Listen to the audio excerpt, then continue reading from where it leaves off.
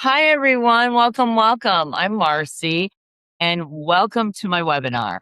And this is all about regulating your nervous system and finding balance during stress and life's challenges and chaos that we all experience from time to time. And this is an invitation to reconnect, restore, and rise for anyone who's been carrying way too much for too long. And that's most of us, right? The majority of us, we do carry too much in relationships and our jobs and above and beyond.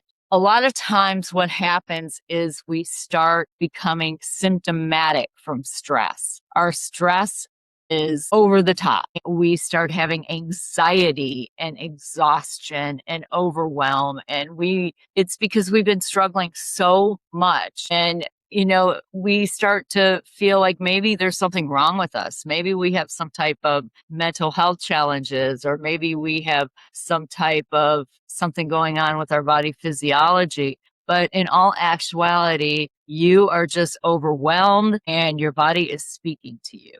And I know from my own experience that when you are constantly going and going and going and doing, sometimes, you don't get to rest, but the body will make you rest. So your body is not working against you. It's speaking for you. It's giving you clues and signs that you really, really do need to listen to.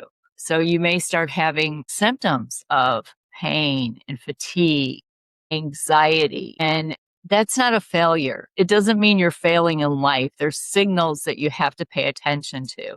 And this is like your invitation to reconnect, restore, and rise on your own terms, not on someone else's terms. So it's not easy. It's not rocket science. We live in a world of social media and digital technology and AI, and people are so inundated with technology that they don't have time to reconnect to what's really important, and that's to their own inner self. So what we need to first understand is chronic stress. Unless you are a robot, you have experienced chronic stress before. Everybody experiences it at one time or another. And sometimes if we experience too much chronic stress, what happens is our body will become unwell, and it'll affect our mental health and our physiology. Before we can even heal, we have to understand what is happening inside of us. The little thoughts inside our head that at 3 o'clock in the morning are telling us, oh, no, we got to get up, we got to do this, we got to do that, and we forgot to do this today. And that is overwhelm. That is chronic stress. That is something that none of us were meant to experience on this planet. We are meant to experience a good, wonderful, amazing life. And if you're in constant fight or flight mode, which is the cortisol is elevated, and you're constantly go, do, and stressed out, it's going to wear and tear on your physiology and your mental health. And that is what we need to learn how to regulate. And it's not easy, but there are some different modalities that we can use that will help all of us. First of all, your nervous system becomes attacked when you are on fight or flight continuously. It's good to have the fight or flight on occasions when you really need it, when you are going through an emergency that you have to take care of. That's a good thing. But if your cortisol and your adrenaline flood through the body consistently, daily, that is not good. What it does is it works on your different hormones in your body, and you start becoming unwell. You could start having hypertension, diabetes, and cardiovascular issues, all because the fight or flight is in continuous motion. Because there's a difference between lowering the cortisol and elevating it. And if it's always elevated, that is what can cause chronic illness. And it's chronic activation, actually, because the stress really is on high alert because you're in survival mode. because the body stays locked in the survival mode. The stress is continuous. You have fatigue, anxiety, inflammation, burnout, and sometimes that becomes your normal. And how many people are so stressed out and they feel like, well, that's how I feel all the time. You're not supposed to. The body is not meant to be in constant fight or flight. And that's why people have so many issues with losing weight, because the cortisol becomes elevated, and that causes all kinds of issues, and you have problems with your hormones, and you really can become weight resistant and not be able to lose the weight even if you're eating healthy. So how does chronic stress work on our brain? It rewires our brain. What happens is we have the amygdala, and that triggers catastrophic and overwhelm. So when you feel overwhelmed and everything is like, you feel like everything is a catastrophe, and it could be just something little. What happens is your amygdala kicks in. And so every little thing, like you get a bill in the mail and it's a little bit higher than normal, and you just go off the wall. You totally freak out because your amygdala is so overactive because it's overwhelmed. And then you have the prefrontal cortex, which is the front part of your brain. And what that does is that's our executive functioning part of the brain. And if that is in constant fight or flight, what happens is your rational thinking is not there anymore.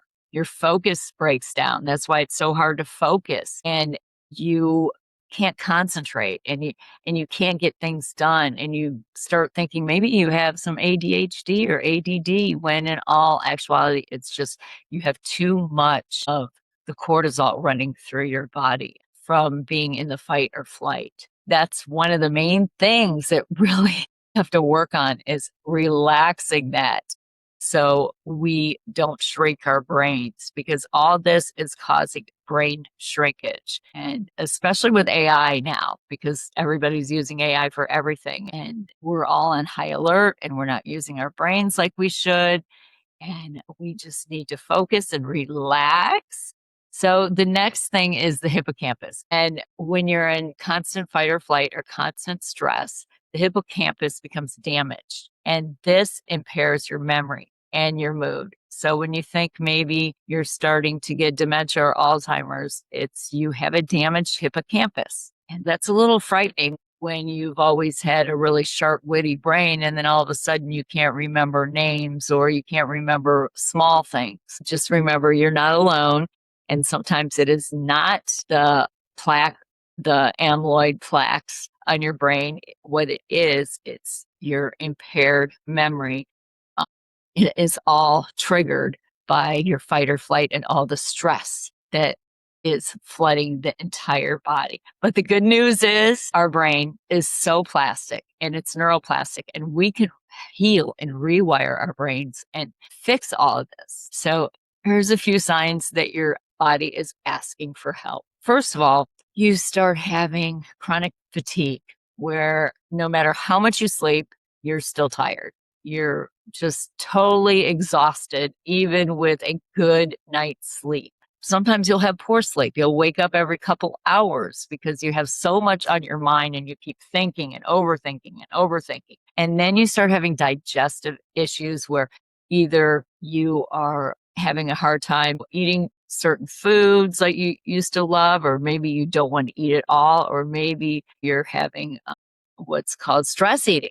You could have that as well. And that really is not good, because so many people have digestive issues from raised cortisol and too much stress. You can even get what's called a peptic ulcer, because you are producing way too much acid in your gut. That is all caused from too much of the cortisol and too much stress. And emotional signals, you can be irritable and just snappy to everybody, even though you love people and you love your spouse, you love your kids, but one little thing they say to you and you just like snap. Or you have anxiety out of nowhere. You just get this overwhelm of anxiety, or you could feel numb or disconnected. And and you can have just mood swings where you're just like up and down and back and forth. And I know it seems like so many people nowadays are going through this emotional, disarray. And I do believe a lot of it is because our cortisol is so elevated and it's really changing our brains. Our brains are changing so much. We need to get back to homeostasis and start feeling good within ourselves. You could have brain fog and forgetfulness, like I spoke about before, and you could be in mid sentence with somebody and then all of a sudden forget what you're talking about, and difficulty concentrating and persistent overwhelm. And a lot of this is from the cortisol, but it's also from technology and social media, all the AI stuff and all the 5G towers. A lot of this is not good for our whole physiology. So toxic environments too. That's another thing. Now, if you are exposed, like I've been exposed for many years to toxins, mold, that actually plays a huge role on your whole mental health. Air pollution, heavy metals, harsh chemicals, and everyday products like your lotions and your perfumes and what you clean the floor with. There's so many things that are toxic in our environment. But living in Florida, the biggest thing is we have to deal with is mold because the wet dampness. What I can say, what I've learned is you can tolerate things a lot better if your immune system is elevated. So if you are experiencing any environmental toxins, you absolutely cannot leave where you're staying.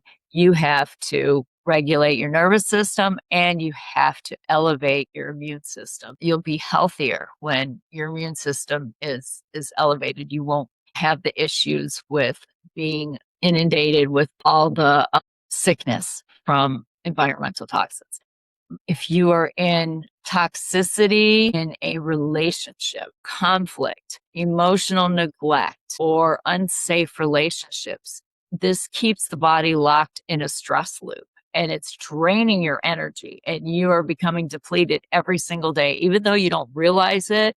If you have a partner or a parent or even a work associate that is actually with you daily or that you're interacting with. And what happens is if they are in a negative frame of mind and you are in a positive frame of mind, that negativity is going to get inside you unless you are strong and healthy and your immune system is totally regulated and your nervous system is regulated. So the biggest thing is you have to stay grounded and stay regulated so you could ward off the negativity when it comes to you. And we're all going to get negativity in our life. We just have to be calm. And in order to be calm, what we really, really need to do is we have to keep our nervous system and our immune system all regulated. So digital downloads, constant notifications, 24/7 news, spikes of cortisol, and fragments attention, stealing your calm, one little ping at a time. So every time you have your notifications on your phone, you're hearing bing, bing, bing, that actually is raising up that stress level again. And you don't realize it, but it is. And every time you're picking up your phone, you're getting a dopamine hit. And then you put it down, you don't mess with your phone for a while, and then you feel a little bit more calmer. It's not rocket science, but since we live in a new world and a digital age, we have to learn how to adapt and create the body that adapts with it, because I don't think a lot of it's going to change, but we can change. So this is how we restore balance, body and mind. Practical, powerful tools. They're always within our reach. And you see nature as one of them. Definitely nature. I talk about nature all the time. I talk about going out somewhere, even if it's just in your backyard, and taking your shoes off and standing on the earth, because that's what's called grounding. And we're all made of this magnetic energy. And when we step on the earth, it really does something to our entire physiology, and it calms our body, it calms our mind, and we start feeling like we're whole again. and we don't feel stressed. So next time you'll have to try that. Another thing that I do too is I'll take Epsom salt and I'll pour it out in the grass just a little bit. And I step on that because the Epsom salt not only helps stimulate all your nerves in your entire body, but it actually does some detoxification if you have any toxins inside your body that's causing your entire nervous system to be dysregulated. So try it. It really does help. I definitely suggest that. Another thing, diaphragmatic breathing, which is box breathing, where you take in a deep belly breath, diaphragm from the belly, hold it for 4 seconds, release and hold for 8 seconds. And what this does is this breathing, if you're really super stressed, it's hard to think about it when you're stressed. I'm going to do some diaphragmatic breathing because sometimes that really doesn't, help when you're super stressed or having a panic attack. But I suggest just try it right before you go to bed, when you first wake up in the morning, when things are not going your way. Try a little bit of diaphragmatic breathing because it does activate the vagus nerve, which is the 10th cranial nerve in our brain. And that actually activates our parasympathetic nervous system, which is the calming part of the body. And that is rest and digest mode. So even if you're like really stressed and you want to eat a meal, do some deep breathing and see how much better you feel. And then you can eat that meal. Another thing is tapping. That's not on here, but tapping is really good. You can take a couple fingers, and this is an old practice, but somebody came up with it just a few years ago, and they wrote a whole book on it. And it's really helpful for releasing triggers. So you take a couple fingers and just tap your forehead, tap your face, your chin, your neck, and your chest. And it really, really does help a lot. It helps when you are in that fight or flight mode, and it helps you release some of the stress. Another thing, cold water on the face. And what this does is it triggers the dive reflex. It instantly slows down the heart and calms the nervous system. So if you or anyone who may be going through a panic attack and just really can't calm down, have them put their face in like a bowl of ice. I know it sounds crazy, but it does work. It really does work because it really has a wonderful calming effect. Another thing is humming and singing. This also stimulates the vagus nerve, and it gently calms the stress response anywhere. I mean, you can be in your car, even if you sound terrible. Who cares, right? Just get in your car and just start singing. Sing out loud. Sing in your shower, wherever you want to sing, but just keep singing because that stimulates your vagus nerve and you feel so much better. Same thing with dancing. Dancing's another one. And of course, this is the number one, movement. Movement is medicine. It's medicine for mental health. It's medicine for your physiology. It just helps you more than any medicine in the world is movement. And even just 20 minutes a day walking lowers your cortisol, boosts your serotonin and your dopamine, which are your feel good hormones. And it actually creates your lifted mood. Your mood will you'll feel so much better. All you have to do is walk. But if you like to do more, it's good to weightlifting and doing cardiovascular, dancing, roller skating, whatever it is, but just do movement. And what I do when I'm home on my computer and working, I'll set a timer on my watch to get up every hour and move. Even if I just stand up and do like 25 air squats, at least the body is moving. And now recently, what I did do is I bought a walking strip to go underneath my little desk. So I am walking and doing my stuff on the computer, and it's amazing. It's so helpful because you're not standing in one position, you're not sitting in one position, you're walking and you're moving. And yoga and stretching, this also activates parasympathetic nervous system, and this is the body's natural off switch for stress. So this is amazing. this yoga, stretching. Even if you don't like yoga, you can do stretching. That's really good. And another thing, I mean, if you want to try and lift your own body weight, that's great. But hanging, get one of those bars that just hang.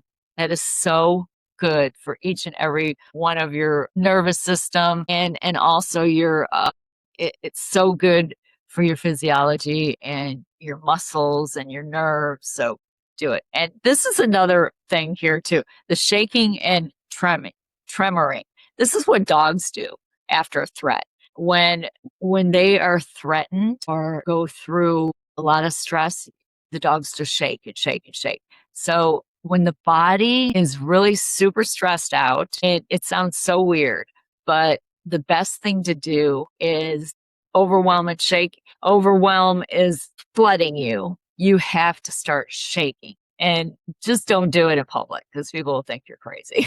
Go in your car, go in a bathroom and just shake your arm, shake your arm, shake your arm, shake your legs, shake your head, and just shake all over. And watch how much better you feel. Your whole physiology changes and your mental health, and you just feel like, wow, that's really nice. I like that. So another thing, sleep. Oh my goodness, this is so important because when we sleep, it is like a shower for our brains, and our brains are the most important tool that we have. So the best thing we can do is get good, deep sleep. So deep sleep actually flushes all the toxins out of your lymphatic system, and chronic stress can disrupt this, leaving us foggy and reactive. And we could wake up every couple hours because we're not getting enough sleep. So you got to remember, rest is not laziness. If you are very fatigued and you need to rest during the day, go somewhere where you can elevate your legs and just close your eyes for even 10 minutes. It really does make a difference. So what we need to do is we have to find a way to go to bed at the same time every night and wake up at the same time, because that trains our body and our brain to get the right sleep. And they say no screens 60 minutes before bed. Now, how many people listen to that, right? You have to check your phone before you go to bed. You have to check it when you wake up. The biggest thing I suggest is keep the phone away from you. Have it plugged in, not on your nightstand. Have it plugged in either in another room or on your dresser or somewhere far from you, so you're not getting all the different rays from the phone, or the different things that come up on your phone, or the lighting from the phone, because the lighting from the phone is really what will keep you up. Just make sure your phone is not right next to you. Another thing that's really good for helping for sleep is magnesium glycinate, because it helps relax. But I'm not here to prescribe or treat. I am just here to educate. And magnesium is definitely something that I would highly recommend taking right before you go to bed.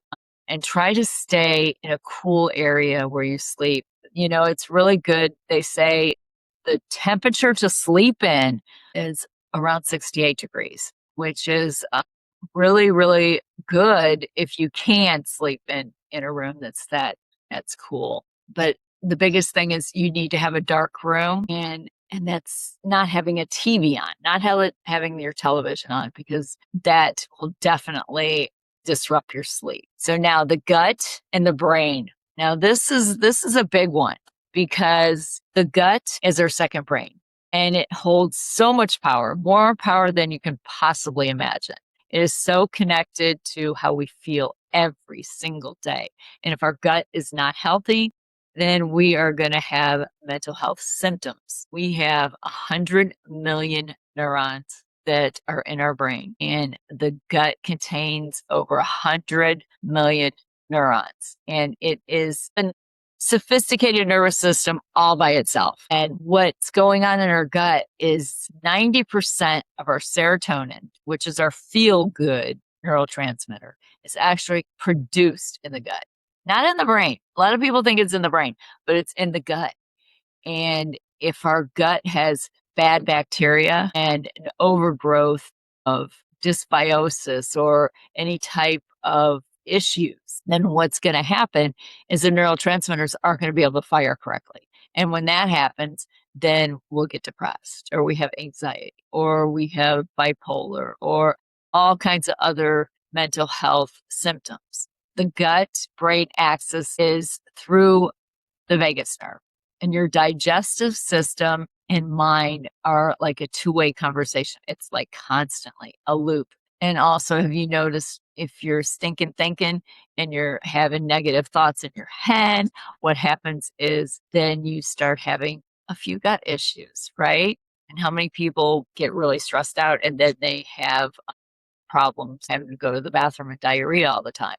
And that has a lot to do with our gut brain axis. And if you have an inflamed gut, if your gut is inflamed from eating processed foods like McDonald's and Burger King, nothing against McDonald's and Burger King, cookies and donuts and all the sugar, then you're going to have an inflamed brain, which means anxiety, depression, brain fog, and it's all starts in the gut. So it's so important to take care of our wonderful gut. So gut health, mood, and energy. This is amazing right here. This is the key to good brain health and regulating your nervous system. For one is fermented foods, yogurt, kefir, kimchi, sauerkraut. A lot of people don't like the sauerkraut or the kimchi, but you can have yogurt because the fermented foods are so good for the microbiome in the gut. And what it does is it kills the bad bacteria and lets the good bacteria reproduce. And this helps with a calm mood, helps bring a calm mood to your brain. So also you should have 30 plants per week, which is, they say, eat the rainbow, which is avocados, tomatoes, lemons, all the good, wonderful broccoli, kale. And you should try to get 30 different plants weekly for microbiome diversity and resilience. But how many people actually could do that? That's really challenging. So if you can't do that, I suggest you can get powder greens and mix it with coconut water and do that on a daily basis if you're not eating a lot of greens. And it does help. I do that almost every single day. But the more plants you eat, the better your body's going to be. But if you do eat beef, I highly recommend grass-fed beef or chicken that is non-GMO, no glycinate, and antibiotic free, because it really does make a huge difference on what you put in your body if you want a good, healthy gut, because you have to balance your microbiome. Like I said, the gut bacteria plays a huge role in depression, anxiety, fatigue, poor focus, rebalancing. But the rebalancing changes everything. When our gut's healthy, then you'll notice such a difference in your mental health. Definitely. So here's budget-friendly ways to eat for resilience. Affordable anti-inflammatory foods are oats, lentils, canned sardines. I'm not too crazy. I'm not a fan of sardines, but they're really, really good for you and high in protein too. Frozen berries, eggs, sweet potatoes, extra virgin olive oil. I have to add pumpkin seeds. I do a lot of pumpkin seeds because pumpkin seeds actually have a lot of protein and they're very, very good for the gut. Another thing is try to avoid tap water unless you have a reverse osmosis water filter, because tap water, they've done all kinds of studies on the tap water and they have found particles of different medications in there and fecal matter and all kinds of things. And even though they say it's filtered and it's good, sometimes it's not good. So if you have to drink tap water, I highly recommend getting a bottle of chlorophyll and put a couple drops of chlorophyll in your water. So you are drinking that daily, and that really helps regulate the pH of the water, and it'll help if there's any type of bacteria, a fungus, or parasite in there. And also, if you use bottles, I highly recommend using metal or glass, not plastic bottles. I have a metal one now because I've broke like 3 glass ones. That's not good. You can actually cook meals really cheap if you're a vegetarian, or you can make some really good soups with lentils, and that it's really, really inexpensive. Lentils are very inexpensive. So resilience eating takes intention, not a big budget, right? You don't need a lot of money because in America, we have been conditioned to feel like we need to eat so much, that our food needs to be abundant and we need to have 3 meals a day. In all actuality, we do not need to have 3 meals a day. And we don't need to eat as many calories and as much food as they say, because it's overconsumption. So we can eat on a budget and eat healthy if you learn how to cook, learn how to eat at home, and stop going out to eat. And I'm a big foodie, but learning to eat on a budget, it's not hard. It's not difficult, and it will help your gut too. So how do we build resilience? We have to reconnect ourselves. The biggest thing is we have to go out in nature. Go to the woods, go to the mountains, go somewhere you've never gone before, because that really changes your whole perspective of life. You have to get out of survival mode into thriving, and thrive from survival to thriving. When you are reactive, that is survival mode. Survival mode keeps you constantly reacting. If somebody says one little thing, you go off and you're just like so ingrained in conflict that it goes on forever, right? But if you're not in survival mode, then you can stay calm and be able to handle a lot more adversity than you can if you are always reacting. Jack Canfield, he is Chicken Soup for the Soul writer, and he says E plus R equals O. And I always remember that because the event plus the response always equals the outcome. And that is so true. Many people are in the survival mode that they are just in responsive, reactive.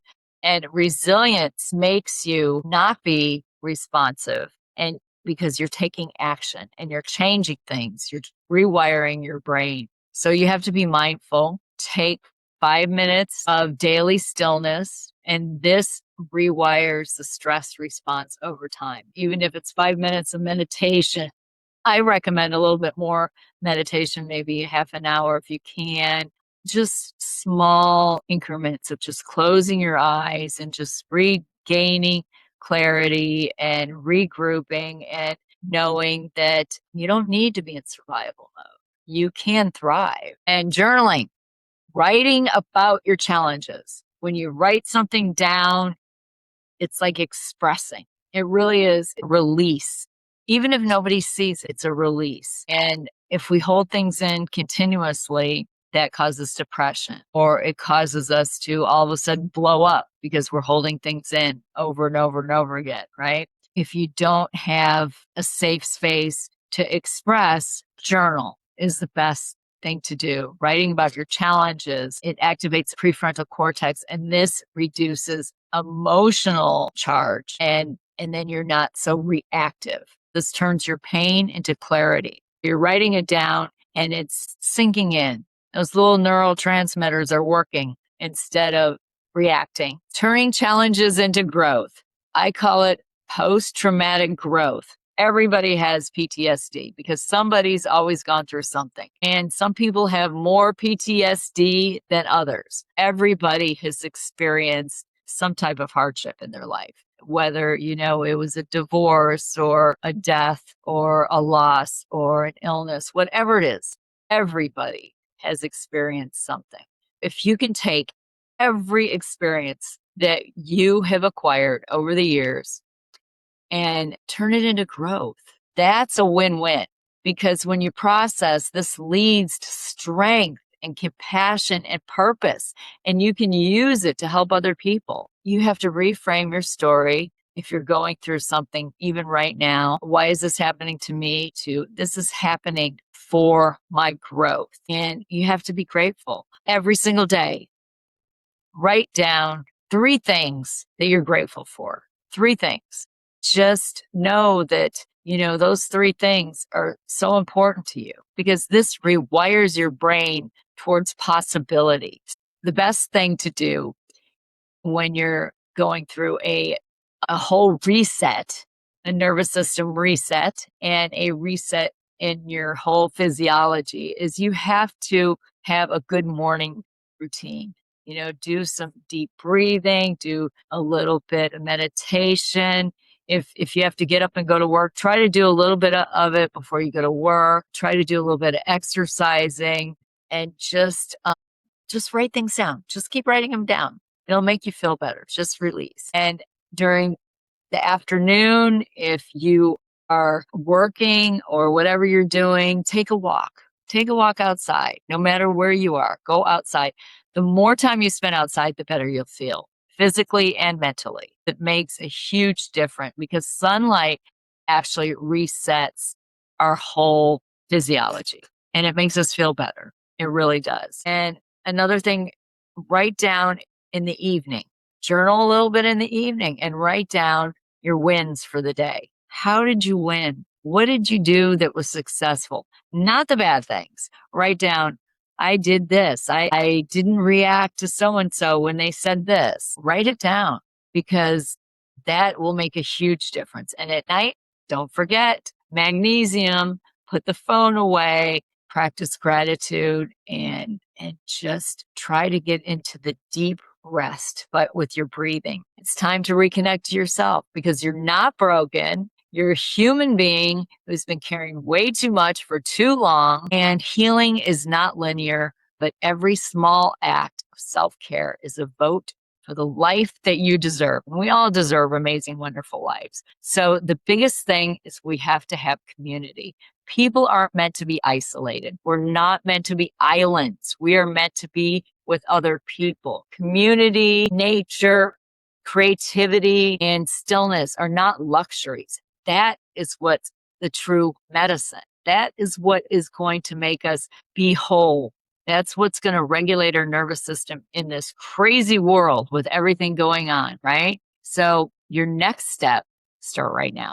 Pick one practice from today and commit to it for 7 days. 7 days. And that's progress, not perfection. It starts a healing. Share this with someone who needs to hear it. Healing is contagious. And so is hope. There's always hope. If you are healed, there's always hope.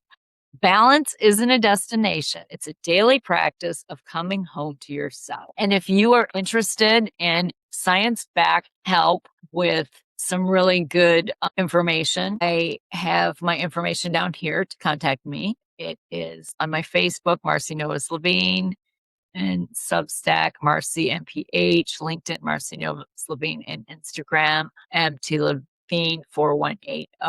And thank you for giving me this opportunity to share this webinar with you. And if you're interested in more about the nervous system too, I have a course on School, SKOOL, and that is all about regulating the nervous system. And that is also underneath my name. Thank you and have a blessed rest of your day.